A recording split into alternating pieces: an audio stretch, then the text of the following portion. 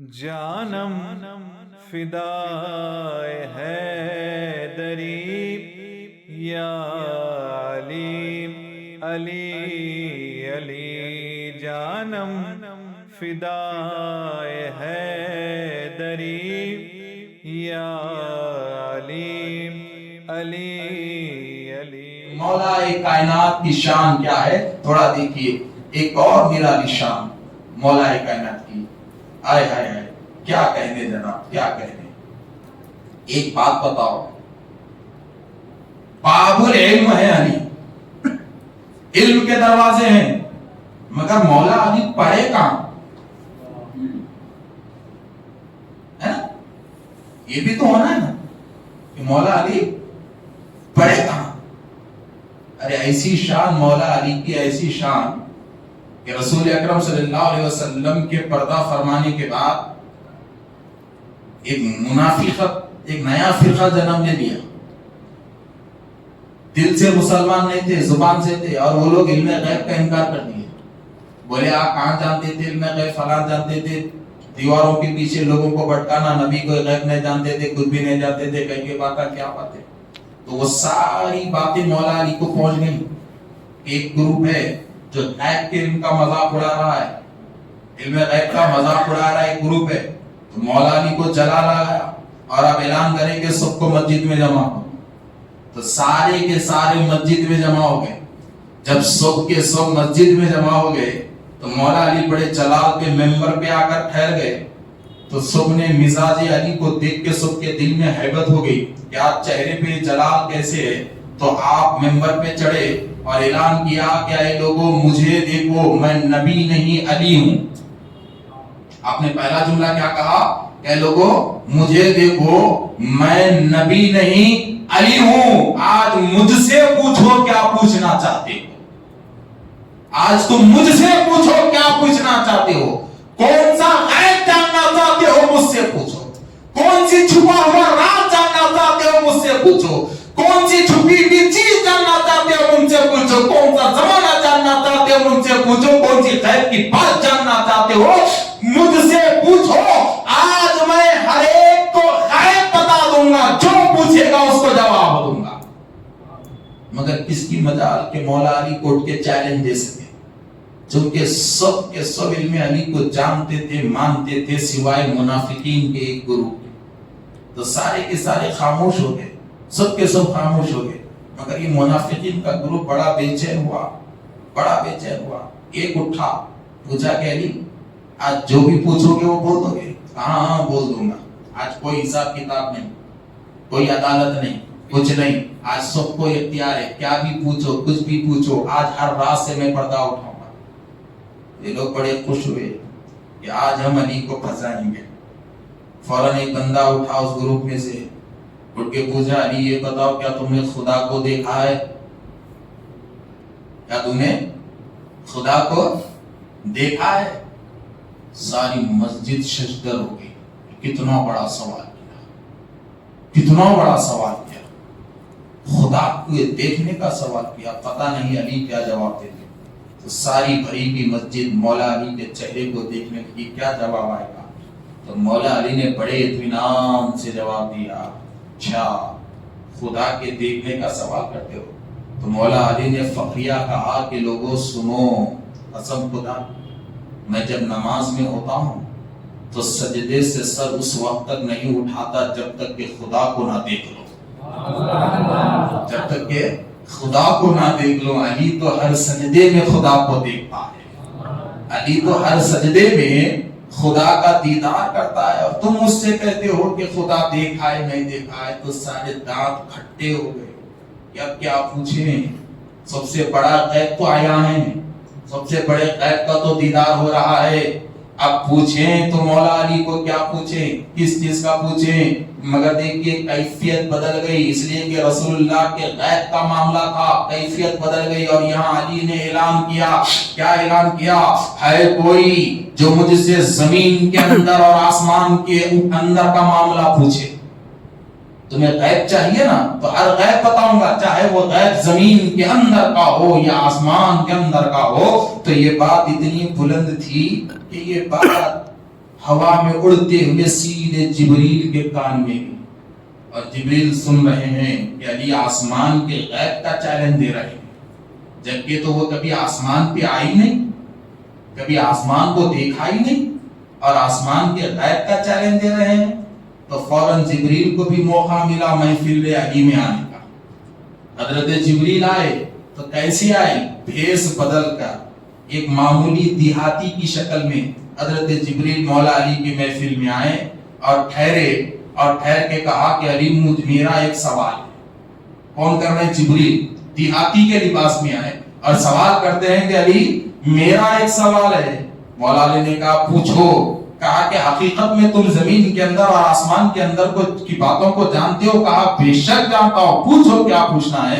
तो खुद जिब्रील पूछते हैं कि ये बताओ इस वक्त जिब्रील कहां है?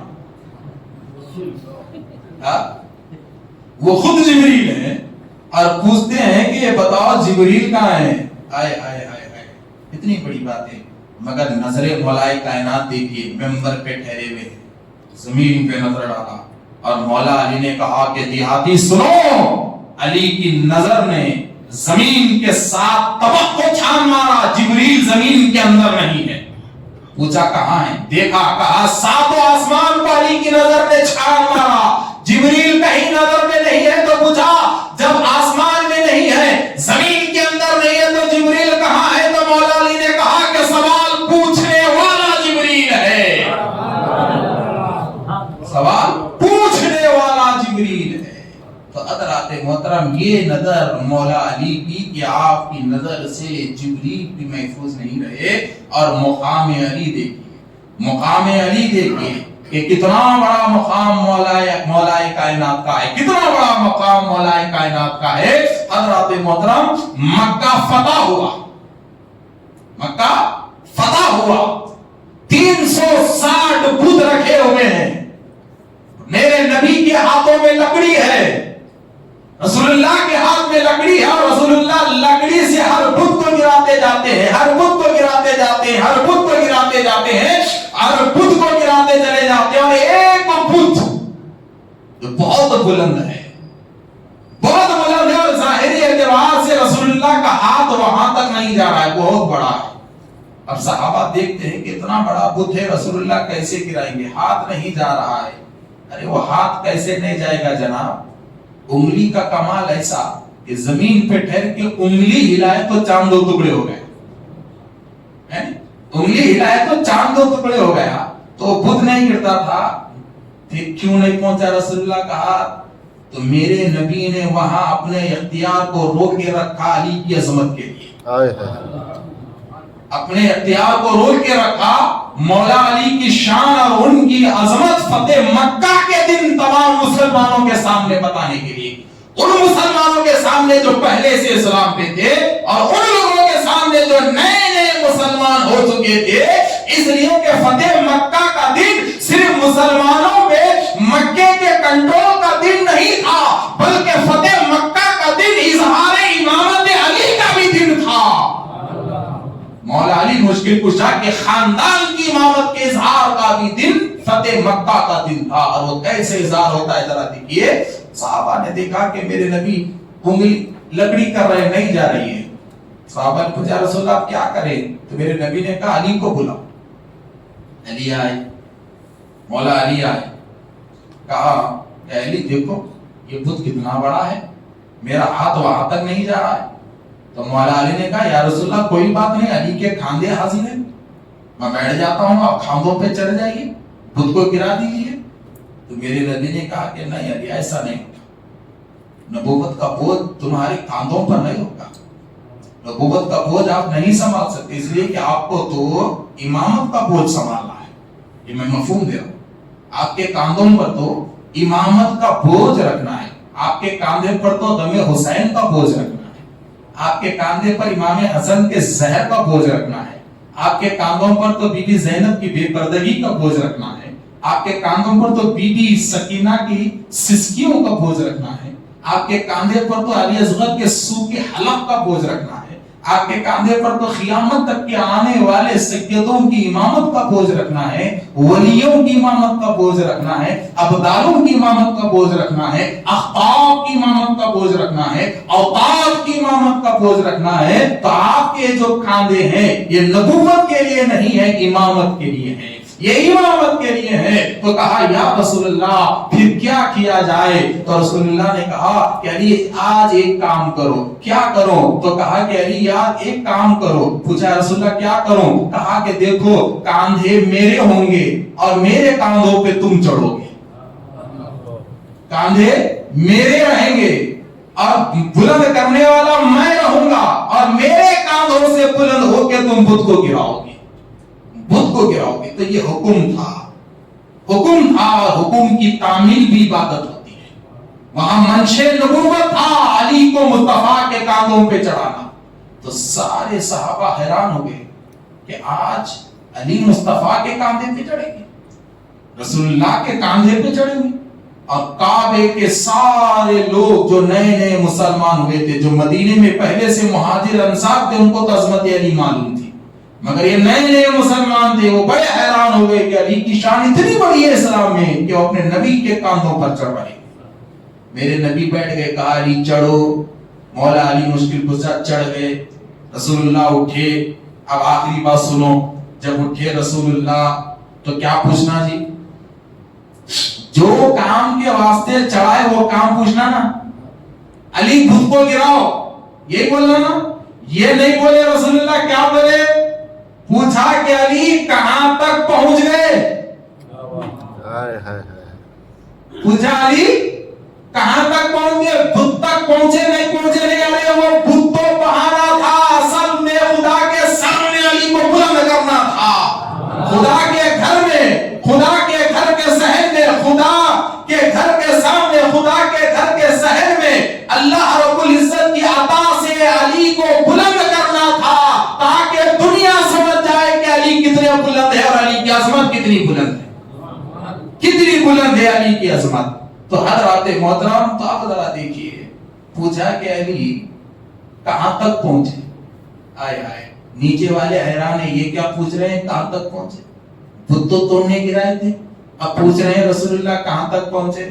تو جواب آتا ہے یا رسول اللہ کیا بتاؤں، علی آج اتنا بلند ہو گیا، اتنا بلند ہو گیا۔ پوچھا کتنا بلند؟ پہلا آسمان بھی ختم ہو گیا، دوسرا بھی ختم ہو گیا، تیسرا، چوتھا، پانچواں، چھٹواں، ساتواں، تو علی آپ کہاں ہو؟ تو مولا علی کہتے ہیں یا رسول اللہ آج علی اتنا بلند ہے کہ اب میرا ہاتھ عرش اعظم پر ہے، اگر آپ حکم دے تو عرش اعظم کے پائے کو پکڑ کر زمین پہ لاؤ، عرش اعظم کے پائے کو پکڑ کر زمین پہ ڈالو، آج علی اتنے بلندیوں پر ہے۔ تو فوراً رسول اللہ نے کہا کہ ٹھیک ہے علی اب نیچے اتر جاؤ۔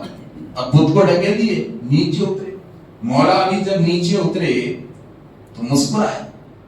رسول اللہ نے مسکرانے کا سبب پوچھا، علی کیوں مسکرا رہے ہو؟